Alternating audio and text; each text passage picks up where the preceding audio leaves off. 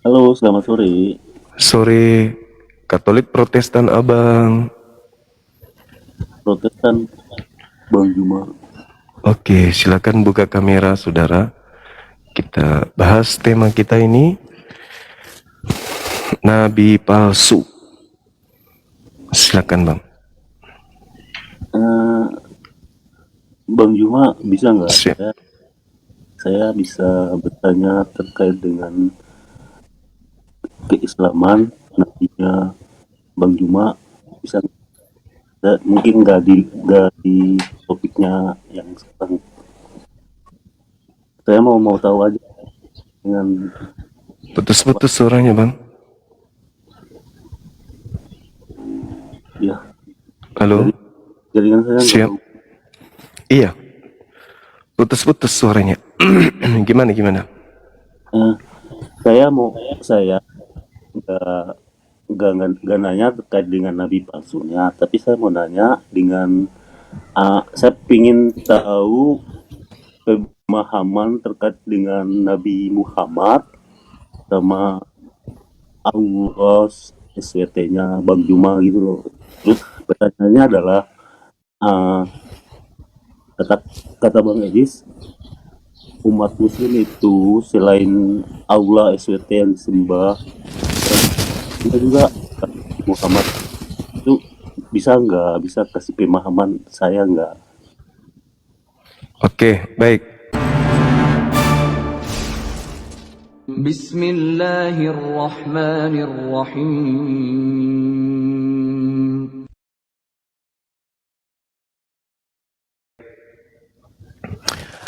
Jadi kalau dikatakan menyembah berarti menghambakan diri, berarti kita menjadi hamba dari yang kita sembah. Nabi Muhammad tidak kami sembah. Nabi Nabi Muhammad mengajarkan kami menyembah kepada Allah dan mengajarkan cara menyembahnya seperti apa gitu. Jadi kalau Edis mengatakan kami menyembah Nabi Muhammad karena kami taat kepada ajaran Nabi Muhammad, berarti Edis menyembah Paulus, Edis menyembah Lukas, Edis menyembah Markus, Edis menyembah Matius, Yohanes. Kenapa? Karena Edis mentaati mereka sehingga menyembah kepada Yesus. Selain daripada itu, kalau konsep Edis itu kita pakai, maka mohon maaf, Kristen selama ini menyembah pendeta, menyembah pastor. Karena ke gereja hari Minggu itu bukan ajaran Yesus, bukan ajaran Tuhannya Yahudi Elohim, tapi ajaran pendeta. Nah, Kristen taat ajaran pendeta, berarti Kristen menyembah pendeta. Sedangkan Nabi Muhammad diutus oleh Allah sebagai juru selamat dunia. Bil bayyinati waz zubur wa anzalna ilaika dzikr litubayyana lin-nasi ma nuzila ilaihim wa la'allahum yatafakkarun.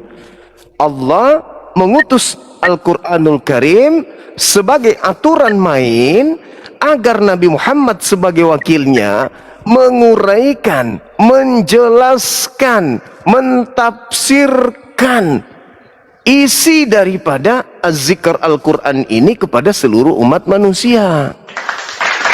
Ketika ada perintah di dalam Al-Quran oleh Allah, wahai manusia, dirikanlah salat, aqimus salat.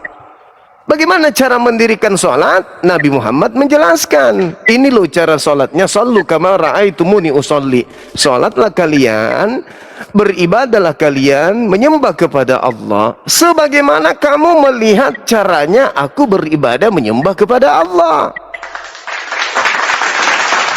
Gitu abangku. Jadi ketika kita mengatakan asyhadu alla ilaha illallah, aku berikrar, aku dengan teguh hati, aku dengan sepenuh jiwa menyatakan luar dalam jasad dan ruh saya mengatakan tiada Tuhan selain Allah, maka ruhku menyembah kepada Allah, jasadku pun wajib hukumnya tunduk kepada Allah. Ketika Allah mengatakan jangan kau makan babi, jasadku harus tunduk, enggak makan babi. Zikir kepada aku, ingat kepada aku, ruhku harus mengingat kepada Allah. Itu kesaksian. Dan bersaksi wa asyhadu anna Muhammad Rasulullah, dan bersaksi bahwa Nabi Muhammad itu adalah rasul utusan Allah. Sebagai rasul ya harus diteladani. Maka rohku dan juga jasadku harus tunduk kepada apa yang diteladankan Nabi Muhammad, dan wajib dan sunnah kami ikutin. Jadi kalau Edis mengatakan kami menyembah Nabi Muhammad, itu pemahaman koplak. Berarti dia juga menyembah Paulus. Kenapa? Yesus mengatakan dalam Matius 7. Matius 5 nomor 19. Barang siapa yang meniadakan hukum Taurat, meskipun yang paling terkecil, jangan kau makan babi, lalu mengajarkan kepada orang lain makan babi, maka dia akan menempati tempat terina atau neraka. Nah, Paulus mengatakan, Kolose 2:12-16. Apa kata Paulus? Jangan kau mau diatur tentang haramnya babi, jangan. Segala sesuatunya halal kau makan, boleh. Nah, sekarang orang Kristen taat kepada siapa? Taat kepada Paulus atau taat kepada Yesus? Taat kepada Paulus. Berarti Edis menyembah Paulus. Karena Elohim mengatakan Imamat 11:7, jangan kau makan babi. Paulus mengatakan makan babi. Nah, Kristen sekarang makan babi atau tidak makan babi? Makan babi, berarti orang Kristen menyembah Paulus, tidak menyembah Elohim. Begitu sederhana kok itu, Abang. Silakan. Ada lagi? Terima kasih Bang Juma. Siap. Lalu kemudian ini Pak Juma, Suaranya boleh dikesarin sih enggak, Bang? halo, Iya. Bang Juma. Dengar Oke. nggak? Dengar. Ini Bang Juma tadi Bang Juma bilang kan gak sembah Nabi Muhammad. Maaf, Nabi Muhammad itu adalah utusan Allah. Nah, terus pertanyaan, berarti pada saat Nabi Muhammad itu menerima utusan dari Allah, Iya. Gimana? Bisa diulang? waktu Nabi Muhammad diterima firman dari Tuhan Bang, siapa yang bisa membuktikan kalau Nabi itu menerima firman? Suaranya putus-putus, Bang. Putus-putus, sudah gitu kecil. Ya, berarti aku turun dulu dari Boleh. Putus, sudah gitu kecil. Putus, sudah itu kecil. Saya nggak nangkap.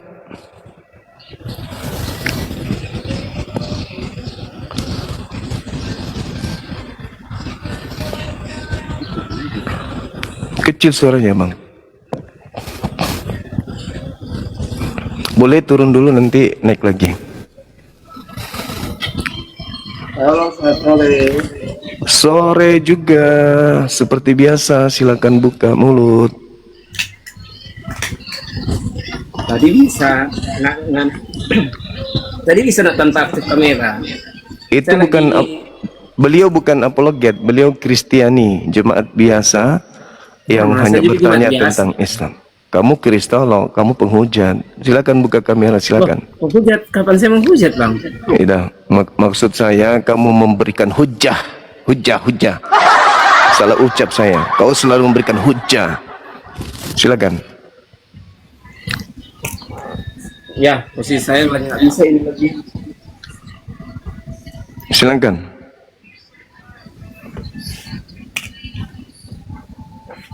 Salah.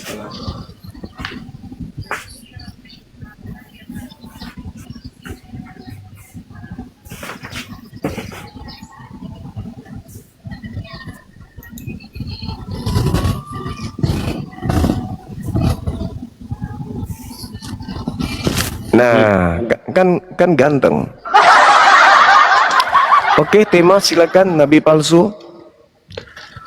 Anda bernarasi, silakan, saya mendengarkan.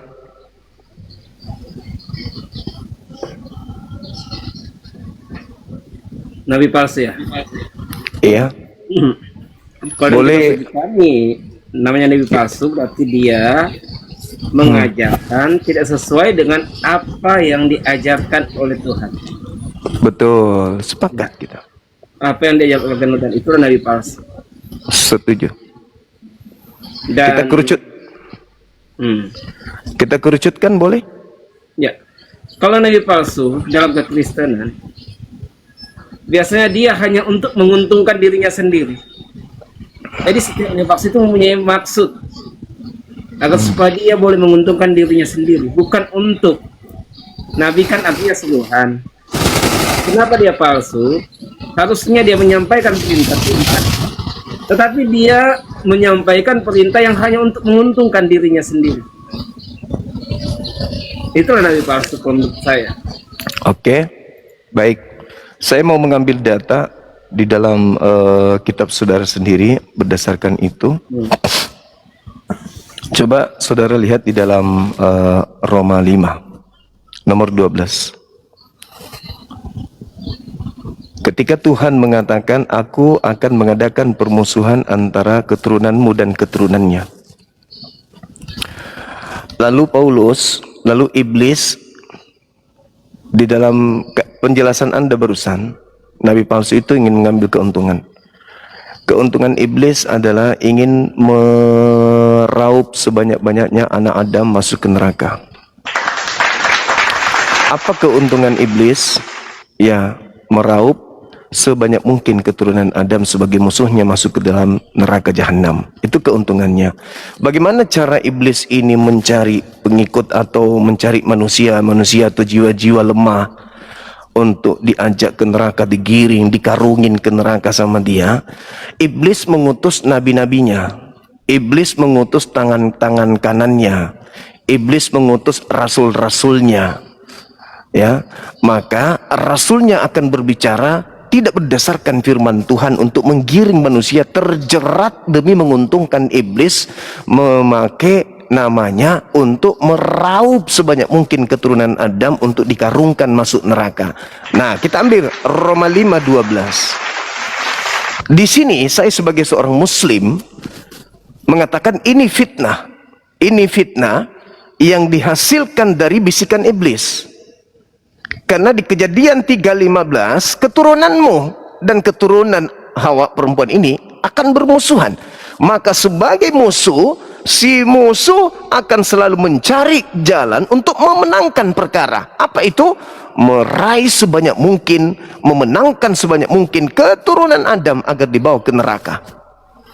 Saya ingin bertanya, kalau Paulus ini rasul asli, bukan rasul palsu atau nabi palsu, siapa yang membisikkan Paulus mengatakan kalau Adam, satu orang ini, telah menjalarkan seluruh dosa ke bumi, di mana dosa itu adalah maut?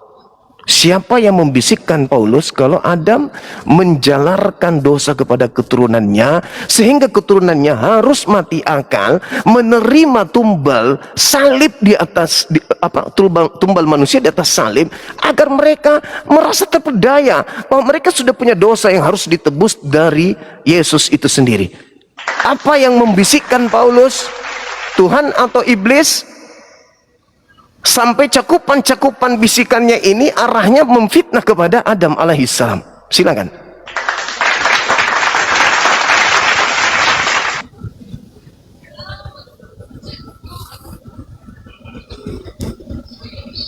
Ya, kan di dalam Roma 5 ayat yang ke-12, betul? Iya. Ya, itu kan sebab itu sebagaimana oleh sebab seorang maka dosa sudah masuk dalam dunia. Oleh sebab seorang, karena awalnya manusia itu Tuhan ciptakan sempurna, Bang. Itu dalam kekristenan. Tuhan ciptakan sempurna, tetapi karena mereka melakukan dosa, maka dari mereka lah dosa itu masuk.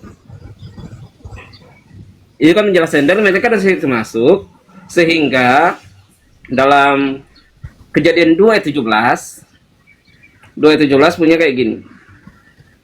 Tetapi bukan pengetahuan baik, janganlah engkau makan, karena pada hari engkau makan dan banyak engkau akan mati. Itu yang menjantang dosa. dosa bicara tentang kematian, tapi bukan bicara tentang hanya kematian secara jasmani, tapi ada yang lebih lagi, kematian rohani. Karena apa? Melakukan dosa. Nah, dari situlah dosa itu ada, menimpa setiap keturunannya akan mendapatkan dosa karena Kejadian 2:17. Nah, saudara Bung, sorry, maaf. Kesadaran ayatnya ada pula, Bang, sabar.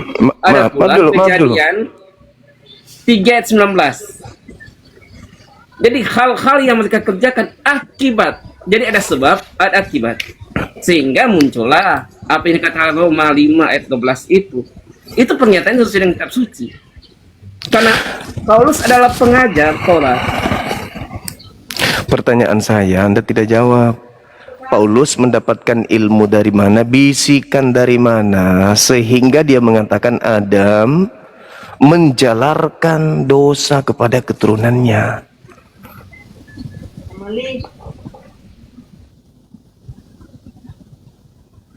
Itu yang saya jelaskan tadi.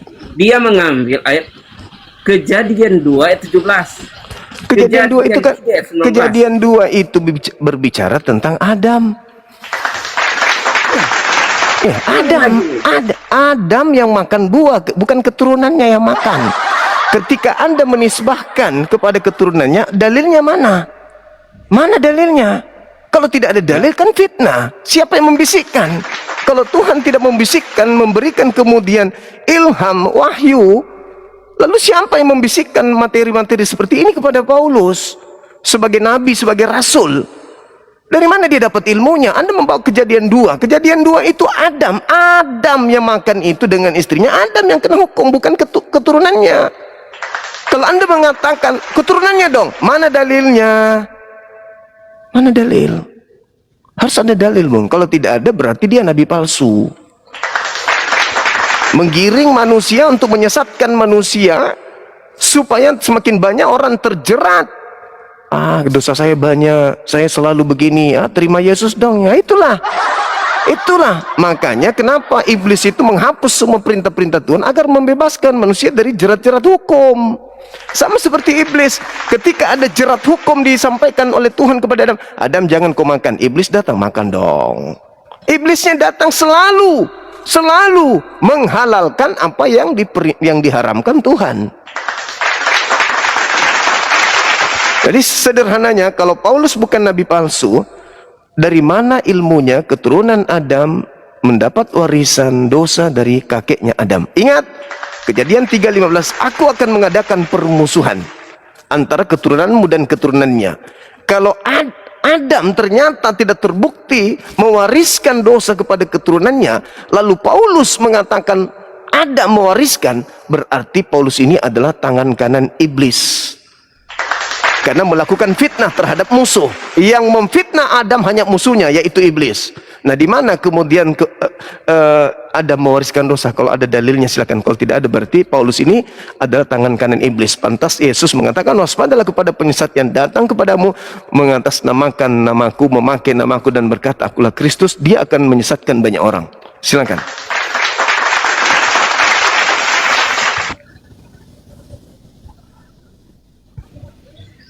Ya. Jadi Kejadian 2 yang saya angkat tadi, Kejadian 2 ayat 17, itu jelas ayatnya. Kalau engkau makan buah ini, engkau akan Engkau di situ siapa, Bang? Engkau itu Adam. Terus apa hubungannya dengan Adam dan keturunannya? Hawa. Ya, Keturunan. karena awal manusia diciptakan sempurna, tanpa cacat celah, tanpa maut, Bang. Saudara, Jadi kalau dosa kan dikatakan engkau akan mati. Adam kalau dicipta dengan sempurna, kenapa dia tidak tahu kalau dirinya telanjang? Dengan hal itu, Bang, dengan hal itu, pada saat mereka makan buah itu, maka kematian itu menjadi bagian semua manusia dari Adam. Loh, Tetapi apa akan ada hubungannya? waktunya bagaimana manusia itu akan mengalami maut. dalil Karena yang kan kadang-kadang gini, Bang. Adam yang pertama gitu. gagal dan Adam yang kedua itu. Nah, ini mulai jangan pakai doktrin dong. Nabi-nabi palsu selalu, nabi palsu itu selalu mengajarkan sesuatu yang tidak pernah diajarkan Tuhan. Di mana Yesus disebut Adam kedua lagi? Ini kan jelas. Di mana Yesus disebut Adam kedua? Di mana Tuhan mengatakan dia Adam kedua? Selesaikan dulu yang awal. Ya, Selesaikan oke. dulu yang Selesaikan biasa. yang awal. Tolong tunjukkan dalil di mana Tuhan mengatakan keturunan Adam abang udah mewarisi terima. dosa. Silakan, silakan. Jadi abang udah Silakan. terima kalau Roma 5 ayat 12 itu berhubungan dengan Yohanes Kok Yohanes lagi? dengan Roma 5 ayat yang ke-12 berhubungan dengan Kejadian 2 ayat yang ke Hubungannya di mana? Coba. Hubungannya di mana? Kejadian oke. Roma 5 Saya baca dulu ya. Roma 5 berbicara tentang Adam menjalarkan, mewariskan, menurunkan ya. dosa kepada keturunannya. Di mana di kitab Kejadian mengatakan Adam mewariskan dosa kepada keturunannya. Silakan. Sudah. Ya. Dalam Kejadian 2:17 Adam kan ada manusia yang sempurna yang diciptakan oleh Tuhan. Tanpa cacat, tanpa dosa, tanpa celah. Tetapi karena mereka melanggar firman Tuhan, kemudian di dalam Kejadian 2 ayat 17, di situ dikatakan kalau engkau makan, engkau mati. Itulah dosa yang dibawa oleh Adam. Sehingga menjadi bagian semua manusia harus mengalami dosa kematian itu. Harus mengalami dosa itu. Kejadian 2:17 itu jawabannya. Di mana dia mewariskan dosa, Bang? Dengar ya, saya baca ya. Tetapi buah pohon pengetahuan akan hal baik dan jahat jangan engkau makan, karena pada hari engkau makan daripadanya engkau akan mati. Adam kan asal kata Adama, manusia. Dia ada manusia yang sempurna harusnya, kemudian dia mati. Itu juga menjadi bagian semua manusia. Karena kan dia yang awal yang memberikan keturunan-keturunan. Kita kan keturunan sama dari Adam, Bang. Sehingga Kejadian 2:17 itulah jawabannya di dalam Roma 5 ayat yang ke-12. Ya, saya cuma minta dalil. Tuhan mau menyampaikan kabar buruk. Adam keturunannya mewarisi dosa. Saya ingin Tuhan pencipta kita itu ternyata mengutuk ciptaannya sendiri. Itu di mana dalilnya? Di mana makhluk yang begitu sempurna dicipta untuk jadi pemimpin di bumi ini, ternyata mereka adalah makhluk yang mengkerek, makhluk yang kemudian naas, sial, naif, mewarisi dosa. Buat apa kita dicipta kalau kita ini dikasih warisan dosa, bukan warisan harta? Dalilnya, kalau Anda tidak bisa memberikan dalil Adam mewariskan dosa kepada keturunannya berdasarkan informasi dari penciptanya, berarti Anda ini adalah wakil iblis untuk menyesatkan manusia. Cobalah ya, coba. Saya nih sekarang sebagai muslim, siang malam saya menyembah kepada pencipta langit. Allahu Akbar. Duhai engkau Tuhan pencipta langit dan bumi. Alhamdulillahirabbil alamin. Bismillahirrahmanirrahim. Dengan menyebut namamu yang maha pengasih lagi maha penyayang. Alhamdulillahirabbil alamin. Segala puji bagi engkau pencipta alam semesta. Ar-Rahman, Ar-Rahmanir-Rahim. Dikau yang maha pengasih lagi maha penyayang. Malik Yaumiddin, yang menguasai hari pembalasan, hari kiamat. Iyyaka na'budu wa iyyaka nasta'in. Tunjukkanlah kami kepada jalan yang lurus, dan seterusnya dan seterusnya. Tiba-tiba saja ajaran Paulus nongol. Lo nggak usah nyembah. Sekarang nggak perlu nyembah Tuhan. Kau bukan lagi hamba Tuhan. Sekarang kau ini adalah anak-anak Tuhan. Ngapain kau nyembah? Cukup kau nyanyi sekali seminggu. Oh, nggak bisa dong. Aku nggak bisa masuk ke agamamu, Paulus. Kenapa? Aku nggak biasa makan babi. Udah, babi itu enak, dicapcay enak, ya dipanggang enak, ditumis enak, digoreng enak, apalagi dimakan mentah jauh lebih enak. Tapi saya nggak terbiasa. Sudahlah, kau jangan menghambakan diri. Segala sesuatu yang diciptakan Tuhan itu halal. Makan, minum. Jangan kau siksa dirimu dengan aturan-aturan. Kalau C2 16 sampai nomor 20, jangan kau siksa dirimu. Makan aja semua yang bisa kau makan, makan. Mumpung kau ada di dunia, makan. Ini karakter setan atau karakter nabi, rasul? Iya. Kan pembahasan Itu karakter dalam Roma 5 situ menyatakan tentang satu orang manusia.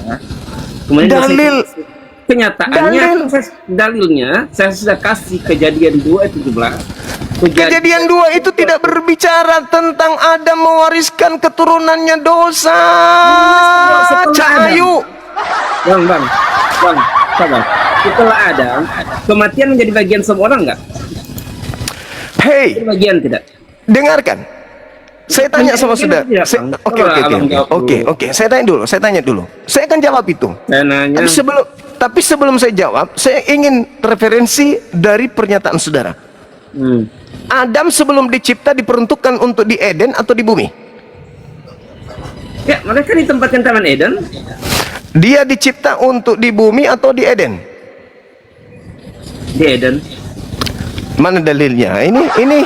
Inilah kamu, inilah Kristen, fitnah, dusta, licik, cerdik. Mana ada Adam dicipta untuk di Eden, itu dalilnya di mana? Kejadian 1 nomor 26, baiklah kami menciptakan Adam untuk berkuasa di atas bumi. Ikan-ikan, burung, binatang di daratan. Untuk di bumi, bukan di Eden.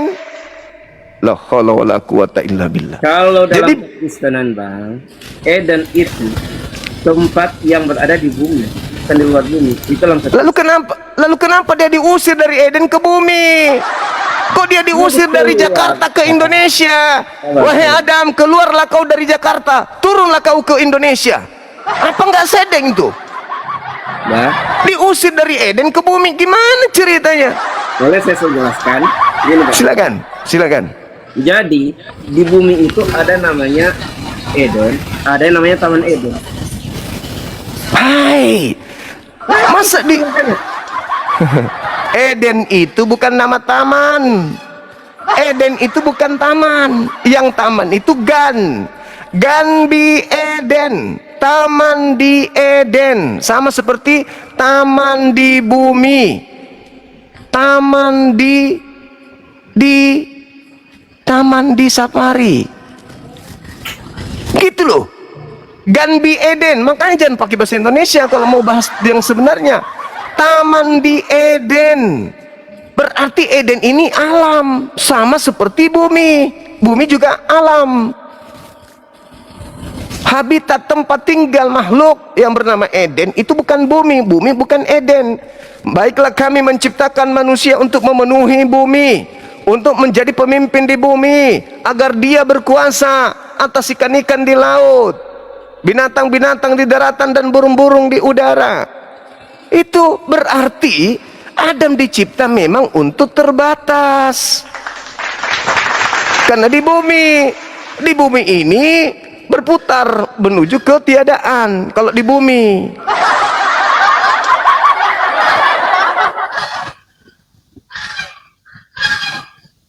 Kejadian 2 ayat yang ke-8.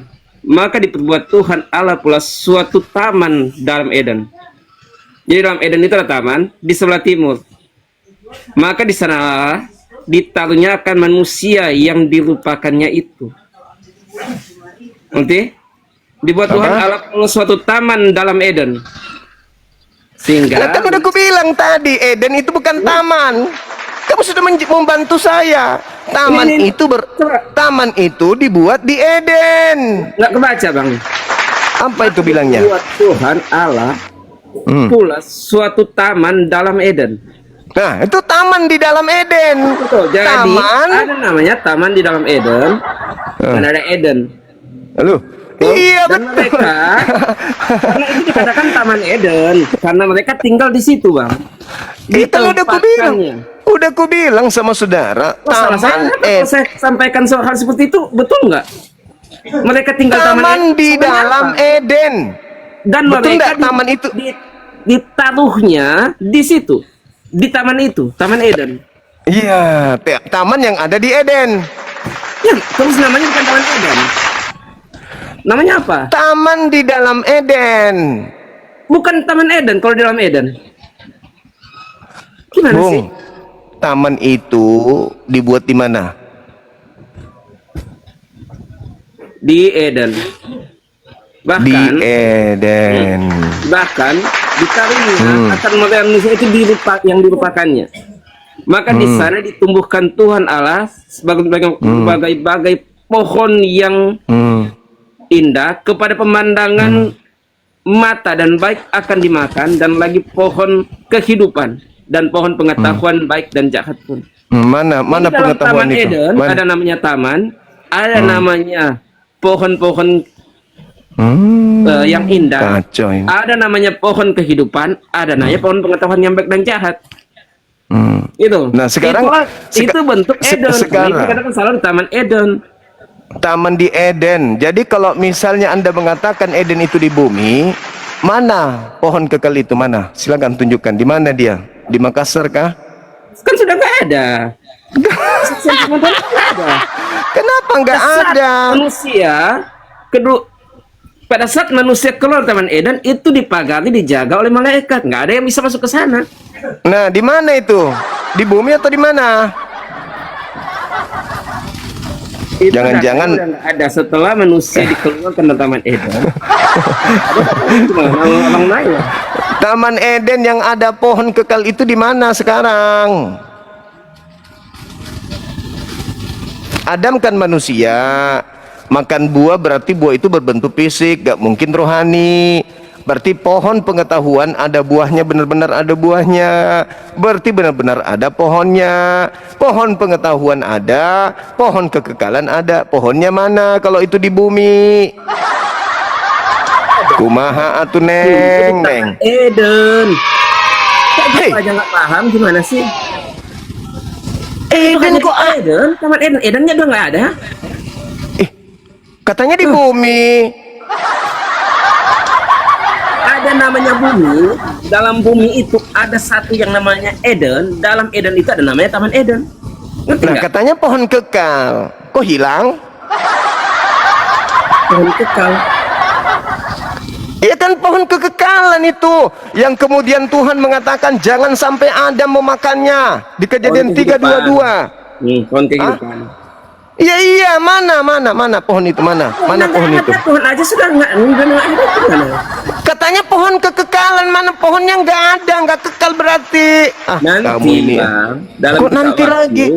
akan Berfirmanlah diadakan oleh Tuhan, berfirmanlah Tuhan kemudian, sesungguhnya manusia itu telah menjadi seperti dengan kami, tahu tentang baik dan jahat. Kata Tuhan begitu.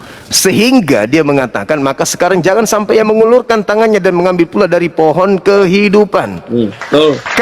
Kalau pohon kehidupan itu adanya di bumi, di mana pohon kehidupan kekal itu? Di Di mana? Taman Eden, di Eden. Nah, mana Taman Edennya Edennya? udah nggak ada. Berarti nggak hilang juga pohonnya. Hilang pula. Nggak ada. Bisa jadi diangkat atau gimana? Nggak tahu. Nggak ada. Ngarang cerita dia. Dengar, pohon kehidupan itu ada buahnya. Ketika pohon kehidupan itu dimakan, maka orang itu tidak akan binasa. Pertanyaannya, ketika orang di surga masihkah binasa? Tidak ada lagi kematian. Kenapa tidak ada kematian? Karena sudah makan buah pohon kehidupan. Orang akan hidup selama-lamanya. Nah, sekarang pertanyaannya, apakah surga itu di bumi ini? Tidak. Berarti buah pohon kehidupan itu adanya di surga, di tempat kekekalan. Maka Eden itu surga, bukan di bumi. Ya Allah ya Karim. Kalau Anda mengatakan itu adalah di bumi, mana sekarang? Udah nggak ada. Berarti bukan pohon kehidupan, bukan pohon kekekalan. Eden itu kekal, alam yang kekal. Ketika manusia bangkit dari kematian, manusia bisa berada di sana, manusia bisa berada di neraka, di Sheol. Nah, manusia yang masuk ke dalam taman Eden, taman yang ada di Eden, itu akan makan buah kehidupan dan mereka kekal di sana selama-lamanya, nggak ada kematian. Oleh karena itu ketika Adam diciptakan, dia diciptakan di sono, dia diuji. Hei Adam, jangan kau makan ini ya. Kalau malaikat yang dilarang, hei malaikat, ya paman, jangan kau makan ini ya. Ya meski malaikat tidak dilarang, tidak akan memakannya karena malaikat tidak punya nafsu. Maka manusia ingin diuji sama Allah, membuktikan kepada manusia yang lain, makhluk yang lain, ini loh makhlukku yang sempurna itu, dia memiliki kelebihan dari kalian. Inni a'lamu ma la ta'lamun. Mereka punya pengetahuan, kalian tidak. Ini buktinya. Diciptakanlah kemudian Adam, dia sebutkanlah nama-nama, lalu kemudian dikasih perintah, jangan kau makan ini. Iblis mengatakan, oh enggak dong, aku lebih baik dari Adam, masa saya harus tunduk sama dia? Saya buktikan dia lebih buruk daripada saya. Lihat aja nanti, silakan kalau kau sanggup, kata Tuhan. Datanglah iblis ular tua, makan itu, ayo makan, dimakan, dan selesai. Sempurnalah ciptaan Tuhan itu yang bernama Adam. Bukti bahwa kesempurnaan ciptaan Tuhan itu adalah Adam. Sekiranya Adam datang padanya ular, datang pada Hawa ular, mengajak untuk makan, tapi hanya seperti batu, dia tidak ngapa-ngapain, berarti Adam belum sempurna sebagai pemimpin. Kenapa? Karena tidak ada potensi beringas dalam dirinya, tidak ada potensi kemudian kuat di dalam dirinya, tidak ada potensi untuk berjuang dalam dirinya. Kenapa? Dia hanya seperti binatang, tunduk manut, seperti malaikat, tunduk manut. Adam untuk menjadi pemimpin di bumi harus punya karakter yang bajingan. Gak bisa dia taklukkan bumi kalau dia turun kemudian tidak tahu baik buruk, mau ngapain? Gak bisa. Bumi ini harus ditaklukkan oleh makhluk yang punya tingkat intelijensi jauh di atas binatang ataupun malaikat. Maka begitu dia ditanya jangan kau makan, tapi dia makan, itulah bukti kesempurnaan ciptaannya. Tetapi bukan mewariskan dosa, karena memang Adam tidak berdosa.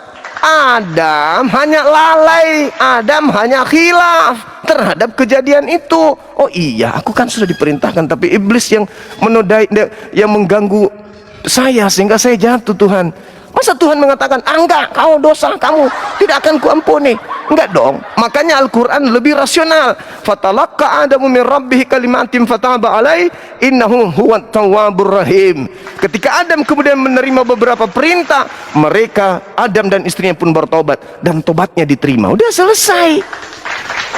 Maka potensi bertobat itulah yang diwariskan Adam. Ketika keturunannya bersalah, potensi bertobat itu ada. Tapi Kristen beda, potensi bertobatnya nggak ada. Begitu buat dosa harus ada tumbal, nggak bertobat lagi karena merasa ya sudah ada yang menjadi ada yang jadi boleh, ada kok yang menanggung semuanya, ngapain kita lagi menanggan? Bukan begitu. Adam mewariskan kepada keturunannya sikap merasa bersalah, sikap merasa kemudian melanggar, lalu sikap merasa berdosa ini berujung kepada pertobatan. Fatalaqqa Adamu min rabbi kalimatin fataba alaihi innahu huwat tawwabur rahim. Adam bertaubat, diterima tobatnya. Itulah kesempurnaan manusia. Iblis mana ada pernah bertobat. Sejak kejatuhannya di Gan Eden sampai hari ini iblis tidak pernah bertobat. Karena sombong, merasa dia anak Tuhan. Saya lebih anak dari Adam, saya lebih intim kepadamu dari Adam, aku lebih tinggi derajatnya daripada Adam. Aku ini kau ciptakan dengan api, dia dengan tanah, aku lebih intim denganmu daripada dia.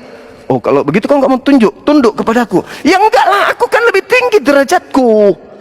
Jadi ketika kemudian ada perintah para nabi turun, Yesus mengajarkan, aku diutus hanya kepada domba yang hilang dari umat Israel. Iblis yang mengatakan, oh tidak dong, kau ada aja, kau juga diutus kepada kami nih, kau jangan begitu dong. Nggak bisa, tidak ada yang boleh kemudian menambah dan mengurangi firman. Oh enggak dong, semua sudah dibatalkan dengan kematianmu. Itu karakter iblis. Jadi maksudnya Adam itu sempurna. Sempurna sekali. Jadi manusia dia sempurna. Sempurna bang. Karena dia takluk pada kematian. Dia tidak bisa menguasai, menaklukkan kematian itu. jadi Pada maksud lu awalnya dia kau, tidak mati. Dia tidak bisa jadi mati. maksudmu yang dikatakan tidak sempurna itu dia menyamai Tuhan gitu. Oh, bukan. Jadi apa dan? Apa? Awalnya, Kalau manusia- saudaraku, dengar. Sedangkan orang Kristen ini, Nanya apa? sabar dulu. Sedangkan orang Kristen tahu kematian itu ada, wajib mati, akan mati, pasti mati. Kristen tak pernah menyembah Tuhan, menyembah makhluk Tuhan, iya. Kristen tidak taat kepada Tuhan, taat kepada manusia, iya. Itu sudah ada ancaman mati, entah besok, entah lusa dan seterusnya. Tahu, toh masih ingkar terhadap Tuhan. Bagaimana sekiranya tidak ada kematian kekal? Sekarang saja kalian lebih setan daripada setan. Apalagi kalau di dunia ini tidak ada kematian. Mungkin aspal tiap hari kau sedot, kau telan. Gak ada manusia berani lewat di depan orang Kristen. Gak ada. Kenapa? Karena mereka tidak ada kematian bagi mereka. Sedangkan potensi untuk bermaksiat ada. Tidak ada kematian, potensi bermaksiat ada. Berarti hidupnya bermaksiat terus. Sedangkan ada kematian, apa yang dilarang Tuhan dilakukan. Jangan makan babi, makan babi. Kuduskan hari Sabat, ibadah Minggu. Jangan nyembah ilah lain, nyembah anak orang. Itu sudah ada kematian. Sudah ada kematian masih melakukan kayak begitu. Bagaimana sekiranya tidak ada kematian? Kristen ini perilakunya seperti apa kira-kira, teman-teman? Iya. Cobalah, kalau Anda tidak punya kematian, apa? Kutanya dulu. Oke. Kristen menginginkan tidak ada kematian. Pertanyaan saya, apabila tidak ada kematian di bumi ini, apakah Kristen akan taat kepada Tuhan? Jawab. Sabar, Bang. Saya kan nanya begini. Coba, kalau tidak ada kematian, Anda kan sesali Adam. Anda menyesalkan Adam. Kenapa dia makan buah? Akhirnya kita mati. Oke. Andai saja Adam tidak makan, sabar. Andai saja Adam tidak makan buah pengetahuan, artinya kau hidup kekal di bumi kan? Pertanyaan saya, apakah engkau ketika hidup yang kekal akan taat kepada Tuhan? Hah? Ya, kan pernyataan Bang Suma tadi menyatakan Adam itu sempurna. Sempurna dong. Kenapa dia takut pada kematian? Itu Hai saudaraku, dengarkan saya. berarti dia nggak sempurna. Saudaraku, justru karena dia sempurna sampai dia mati. Sempurna mati, takluk kepada kematian. Oke. Sekarang kematian, saya buktikan kesempurnaan itu. Oke. Dengan dia mati, maka keturunannya takut melakukan dosa. Keturunannya ya, bukan yang hubungannya apa dengan dia mati takut melakukan dosa? Hubungannya orang walaupun mati takut melakukan dosa. Hubungannya kan berbicara mengenai kesempurnaan. Oke. Ya, kalau sempurna berarti dia nggak bisa mati karena dia sudah tak bisa. Oke. Berarti oke. Anggaplah narasi saya cacat, logikamu yang betul. Baik. Adam tidak mati. Pertanyaan saya, ketika Adam tidak mati-mati di dunia ini ya, dengan segala potensi yang kamu punya, apakah kamu akan taat kepada Tuhan? Jawab. Ketika Tuhan mengatakan jangan kau makan babi, apakah kau akan taat kepada Tuhan? Sementara tidak ada kematian bagimu di bumi ini? Pertanyaan saya tolong dijawab, silakan. Kalau saya mati maka saya akan taat pada Tuhan. Bagaimana Anda taat sedangkan ada kematian saja? Anda tidak taat, apalagi tak ada kematian. Saya belum jawab, saya belum jawab. Saya masih mengulangi. Saya ulang pertanyaan saya. Anggaplah logika saya cacat. Logika Anda yang betul. Adam tidak mengalami kematian. Dengan potensi yang dimiliki Adam, ketika ada perintah-perintah jangan ini, jangan itu, jangan ini, jangan itu, jangan ini, jangan itu, pertanyaan saya, apakah saudara masih taat kepada perintah-perintah itu? Silakan. Ya, kalau ditunjukkan kepada saya akan mengatakan saya akan berusaha untuk taat. Berusaha untuk taat. Untuk Karena apa Anda saya taat? dalam keberadaan Untuk apa sebagai Anda taat? manusia, saya katakan saya nggak Untuk- sempurna, Bang. Selesaikan Untuk saya apa? ngomong. Abang kan nanya. Kita nggak Iya, selesai- Anda sudah menjawab. Anda sudah selesai menjawab. saya Anda jawab, akan. Bang. Anda sudah menjawab. Anda akan taat. Pertanyaan saya, untuk selesai apa saya Anda jawab, taat? Bang. Untuk apa Anda taat? Ya, karena harus dengar-dengaran kepada Sang Pencipta. Untuk apa Anda taat? Tujuannya apa? Tujuan Agar agar supaya saya selamat, tidak lagi takut pada kematian dan mendapatkan Bagaimana? kesenangan yang kekal. Bagaimana Anda mau mati sudah tak ada kematian, tak ada kematian lagi. Yang diancam mati Adam, bukan Anda. Dan Adam tidak makan, berarti Adam tidak mati. Anda pun tidak mati dan tidak ada ancaman datang kepada Anda. Cuma Adam doang. Pertanyaannya, ketika ada perintah-perintah, wahai Adam dan keturunannya, nih saya kasih bonus nih, keturunannya aku ikutkan. Wahai Adam dan keturunannya, ini aturan-aturanku, jangan kau makan babi ya, jangan kau makan babi. Tapi kalau kau makan babi kau berdosa, namun tidak ngapa-ngapain, kau tidak akan mati, kau tidak akan masuk neraka. Cuman kau dicap berdosa saja, tapi tidak mati loh, tetap aja hidup. Pertanyaan saya, apakah Anda masih taat? Bang, dalam kekristenan namanya sudah melakukan dosa, itu sudah jelas firman Tuhan Kenapa tadi. kembali ke Kristenan? Enggak, kan data. Kita tidak berbicara ke Kristenan, kita berbicara kepada logikamu yang sempurna ini. Kenapa dalam kekristenan? Kok dalam kekristenan? Saya mainkan logika Anda. Ketika Adam tidak makan buah pengetahuan, berarti kan kekal. Iya, Pertanyaan saya, ketika di bumi ini kamu kekal, tidak ada kematian, masihkah kamu taat kepada Tuhan? pada saat Adam tidak makan buah, dia tetap makhluk yang sempurna. Keturunannya tetap makhluk yang sempurna. Pastilah kita akan taat.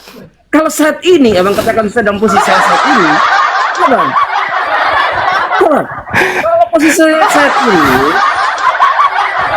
ya, abang kan berkata, bagaimana kalau Adam tidak makan buah, kemudian hidup kekal, dan saya sampai saya keturunannya hidup, apakah saya akan taat? Kalau posisi Adam tidak makan buah, berarti dia tetap menjadi makhluk yang sempurna, dia tidak akan mendapat kematian itu. Sehingga, bang, saya juga kan menjadi makhluk yang sempurna. Kalau saat ini saya katakan saya nggak sempurna, bang. Anda taat juga?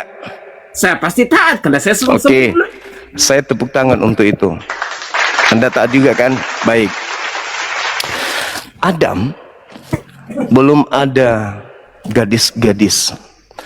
Adam belum ada perempuan-perempuan cantik, molek, belum hidup di zaman modern, belum ada minuman keras, belum ada masakan yang enak-enak. Babi belum dicapcai, babi belum dipanggang, babi belum kemudian dibuat dendeng dan seterusnya. Belum. Bang, babi itu kan enak. Nah itu, bagaimana Anda tidak jatuh? Bagaimana Anda tidak jatuh? Bagaimana Anda tidak jatuh? Anda barusan mengatakan taat. Anda menjilat ludah Anda sendiri. Bagaimana Anda tidak jatuh? Nabi itu enak, bang. Bagaimana Anda tidak jatuh? Adam saja yang belum begitu sempurna kehidupannya sebagai manusia dengan berbagai macam masakan, kenikmatan, bla bla bla bla bla bla bla bla bla bla bla, bisa jatuh. Apalagi ente, penikmat babi. Jelas-jelas ada perintahnya jangan makan babi. Kau bikin narasi-narasi di dalam kitabmu. Kitab mana itu? Kitab mana itu? Kolose pasal 2 butir 16. Di situ dikatakan jangan lagi kau mau diatur oleh makanan-makanan, minuman-minuman, hari raya, jangan. Lalu Anda mau berhenti sampai di situ aja, aku akan taat. Iblis, lu pikir diam? Iblis yang sudah jadi musuh Adam, lu pikir diam? Oh, nggak berhasil menjatuhkan Adam. Ingat, Adam punya kelamin, istrinya punya kelamin. Prap dia pastinya. Jatuhnya Adam tidak berhasil. Jatuhnya Hawa tidak berhasil. Keturunannya bisa nggak? Bisa nggak bertanggung jawab terhadap keturunan yang nggak jatuh? Kalau bukan Adam, anaknya, bukan anaknya, cucunya, cicit, sampai kepada Anda dilarang makan babi. Apa Anda katakan? babi itu enak loh bang. Berarti iblis tidak berhasil menggoda seluruh keturunan Adam. Begitu sampai di Anda, barulah keturunan manusia yang jatuh karena babi enak. Ayo Bang, apa? larangan makan babi itu nanti di dalam kitab. Itu Anda bantah. Itu Anda bantah. Dan Yesus Pintar katakan, ente. sabar. Alasan Anda nanti makan begitu. Kalau bisa bicara gimana bang? Ayo. Ya. Alasan Anda nanti makan begitu. Kan itu larangannya cuma ada di Torah. Makanya saya makan. Jadi Kalau itu kan larangannya cuma di Torah. Aku kan bukan di Torah. Bang, sebelum Torah itu datang, Keturunanmu makan babi itu jatuh. tidak ada aturan. Makan atau tidak makan, tidak ada aturan. Nah, Aturannya oke. ada. Nanti Baik. bangsa Israel sudah terbentuk menjadi satu bangsa. Itu pun Baik. padang gurun itu. Tetapi Baik. sebelumnya itu nggak ada aturan, Bang. Itu pertama. Baik. Yang kedua, Baik. Yesus berkata, bukan yang masuk ke dalam tubuh. Itu kan Tapi keluar. Ya, kamu akan menggunakan dalil apapun setelah iblis datang. Setelah iblis datang, kamu akan menggunakan dalil-dalil iblis Saya untuk nanya ya, menggugurkan firman Tuhan. Bagaimana? Kamu akan menggunakan dalil-dalil iblis untuk menggugurkan firman Tuhan. Bagaimana? Pertanyaan Bang? saya, tunggu. itu kan kata Pertanyaan saya, tunggu. Pertanyaan saya, apakah pencipta langit dan bumi Elohim melarang makan babi? Kejadian melarang makan babi itu di dalam hukum Torah. Nah, melarang kan? Ya. Pertanyaan saya, kenapa Kristen makan babi? Siapa yang ngajarin? Karena aturan hukum Taurat di dalam Yohanes 1 ayat 17, Taurat itu diberi oleh Musa, tapi Yesus membawa hukum anugerah dan kebenaran. Kami mengikuti hukum anugerah dan kebenaran. Nah, itulah kamu sedang menggugurkan kemudian fitnahanmu terhadap Adam. Fitnahan Sekarang bukan nabi, Bang. Itu sudah Adam bukan nabi. Adam dilarang makan apapun itu. Buah pengetahuan baik dan jahat, toh? Apapun itu. Buah pengetahuan baik dan jahat, toh? Apapun itu. Yang pasti larangan makan. Oke? Apa fungsinya buah pengetahuan baik dan jahat Adam makan? Kutanya dulu. Kutanya dulu. Apa fungsinya bagi manusia buah pengetahuan baik dan buruk? Apa fungsinya untuk manusia? Ya, mengetahui baik dan buruk lah tentunya. Kan Oke, namanya bukan pintar. Manfaat Adam makan buah pengetahuan baik dan jahat, keturunannya mampu membedakan mana baik, mana buruk. Dan itu pun kau cap berdosa. Pertanyaan selanjutnya. Apa fungsinya? Sabar dulu. Apa fungsinya makan babi bagi keturunan Adam? Apa fungsinya makan babi bagi keturunan Adam? Fungsi makan babi, fungsinya ya menyehatkan, menguatkan. Makanan paling enak itu ya. Terus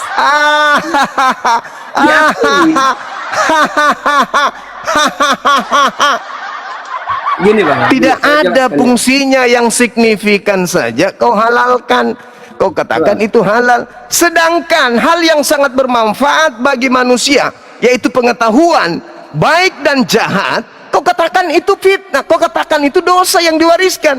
Itu fitnah kepada Adam. Sekarang sekiranya Adam tidak makan buah pengetahuan baik dan jahat, apakah keturunan Adam bisa tahu baik dan mana yang baik, mana yang jahat? Ya, pada saat dia tidak melanggar perintah Tuhan, itulah dosa. Pada saat dia makan, dia melanggar. Saya bertanya, itu dosa. andai saja Adam tidak makan buah pengetahuan tersebut, apakah keturunannya mengetahui baik dan mengetahui yang jahat? Keturunannya itu akan seperti Adam, sempurna. Tahu enggak baik dan jahat? Dia hanya tahu yang tentang yang baik-baik saja, karena diciptaan yang sempurna. Pasti yang paling baik. Kalau dia tahu yang baik-baik saja, kenapa dia makan? Karena timbul keinginan. Nah,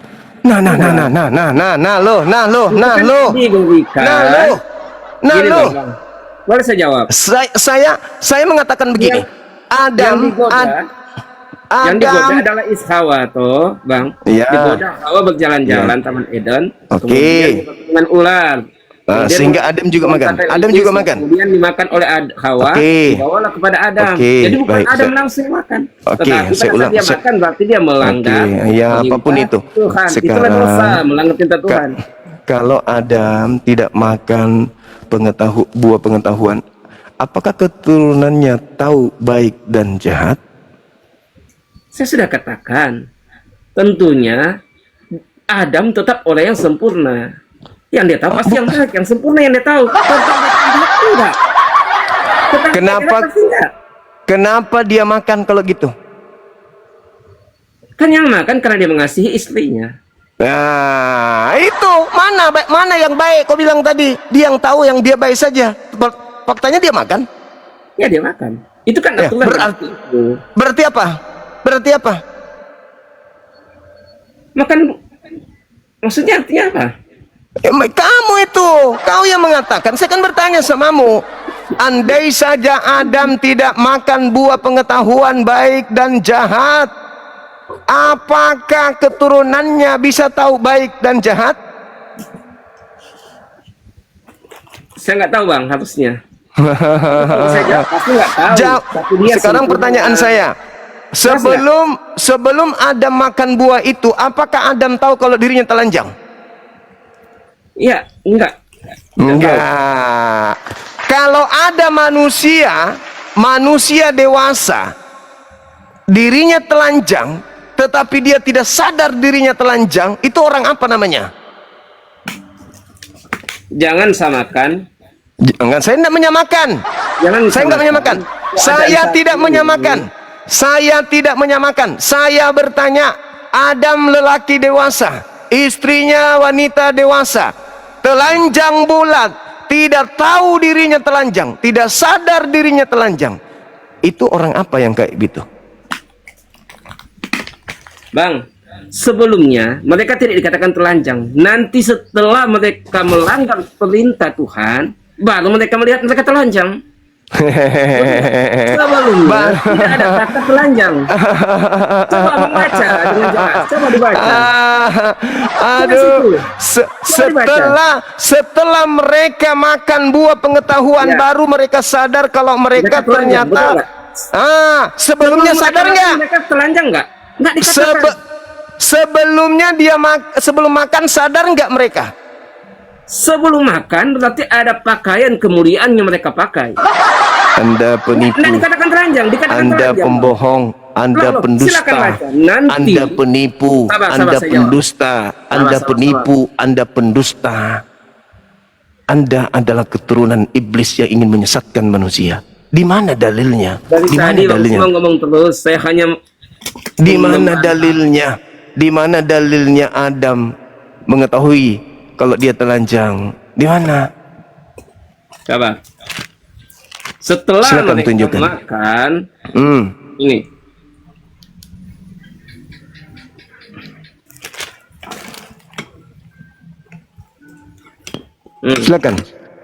Silakan tunjukkan dalilnya. Silakan. Ini toh? Iya, nomor 7-nya Anda baca di Kejadian 3. Silakan. Ini ayat 6 dulu. Maka dilihat oleh perempuan itu bahwa perempuan itu akan baik akan dimakan dan sedap kepada pemandangan mata. Itu sebab pohon asik akan mendatangkan budi, maka diambilnya daripada buahnya lalu dimakannya. Serta diberikannya pula kepada lakinya, maka ia pun makanlah. Lalu keduanya pun celiklah matanya, diketahuinya akan hal ia bertelanjang, lalu disematkannya dalam menara, diperbuatnya cawat. Jadi sebelumnya telanjang atau tidak? Ya, setelah mereka makan buah kan baru mereka terbuka mata, baru mereka sadar mereka telanjang. Nah, berarti sebelumnya sadar nggak? Sebelumnya sadar nggak kalau mereka telanjang? Nggak dikatakan mereka sadar atau tidak. Saya tanya samamu, sebelumnya sadar nggak kalau mereka telanjang?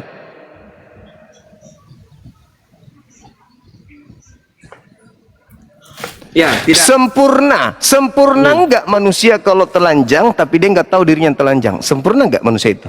Pada waktu itu, Bang, jelas dikatakan pada waktu itu kan mereka sempurna. Orang telanjang, tapi tidak sadar dirinya telanjang, kok katakan sempurna? Sabar, Bang, sabar. Hah? Ketelanjangan itu tertulis setelah mereka makan buah. Yes, Bang. Setelah betul. mereka melanggar firman Makan buah, barulah mereka dikatakan sadar telanjang. kalau mereka Kalau telanjang. mereka tidak makan buah, Bang, tidak akan dikatakan mereka telanjang. Nanti Tapi mereka makan buah. tetapi baru oke, dikatakan mereka sadar mereka telanjang. oke, Karena itu, Bang, mereka menyemat doon arah. Karena itu katakan keduanya pun celik mata. Karena terbuka mata. Oke, baik.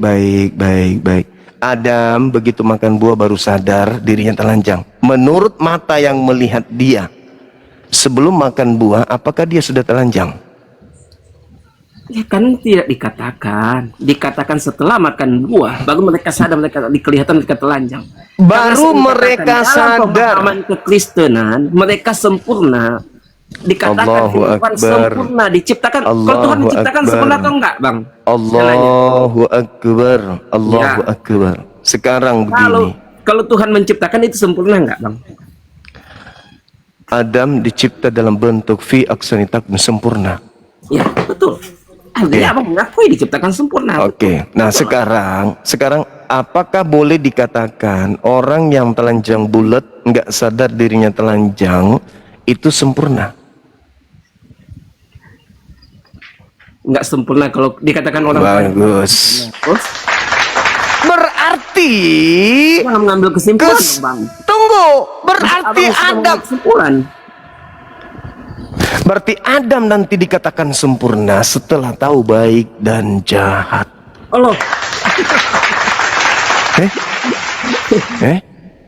kalau dikatakan sempurna, kenapa mereka takut kepada kematian? Balik lagi saya bertanya. Jadi Anda mengatakan sempurna ketika manusia telanjang nggak sadar dirinya telanjang itu sempurna? Ketelanjangan, saya jelaskan, Bang. Ketelanjangan itu nanti pada saat mereka memakan buah. Setelah mereka makan buah pengetahuan baik dan jahat, mereka melihat mereka telanjang karena mereka sudah melanggar firman Tuhan. Karena itu saya katakan pada awalnya. Ini masih dilanjut teman-teman atau diturunkan aja manusia cupu begini? Ya, silakan kalau diturunkan. Kan saya pakai data. Kalau saya nggak pakai data nggak masalah. Coba saya bertanya sama saudara, apakah sempurna Adam ketika dia telanjang ke sana kemari tanpa mengetahui mana baik mana buruk? Datanya Sempurna mana, nggak? Bang? Datanya mana? Sebelum mereka makan buah mereka telanjang. Nanti setelah mereka makan buah, Bang, mereka melihat mereka telanjang. Setelah mereka makan buah, Bang. Setelah mereka Artinya makan buah. kamu ngerti enggak buah apa yang dia makan? Buah pengetahuan baik dan jahat, melanggar perintah Tuhan itu. Kok melanggar lagi yang kau bawa-bawa? Iya kan firman Tuhan, jangan kamu makan. Pada saat saya katakan anak saya jangan ambil ini, kemudian ambil, dia langgar perintah saya. Tuhan pun berkata kepada Adam, pada saat engkau makan buah ini jangan makan buah. Kemudian mereka langgar. Baik. Ini pertanyaan terakhir ya. Ini pertanyaan terakhir. Anggaplah saya diskusi dengan monyet, tapi nggak apa-apa. Ini pertanyaan terakhir. Sebelum Adam tahu baik buruk, apakah sebelum Adam makan buah baik dan jahat, apakah Adam sudah tahu baik dan jahat? Kan dia orang yang sempurna, dia hanya tahu tentang hal yang baik karena diciptakan sempurna oleh Tuhan. Oke, Anda turun. Anda memang keturunan monyet. Fitnah kepada Adam yang begitu kejam yang dilontarkan kemudian oleh orang-orang kafir laknatullah ini, itu bukti cerminan bahwa mereka ini bukanlah keturunan Adam. Sesuai Kejadian 3:15, keturunanmu dan keturunan iblis akan bermusuhan. Makanya Al-Quran mengatakan minal jinnati wan nas, dan Al-Quran mengatakan wa ikhwanuhum yamudunahum fil ghayyi tsumma la yuqsirun. Saudara setan adalah orang kafir yang akan membantu setan menjadi pahlawan setan untuk mendurhakai pencipta langit dan bumi.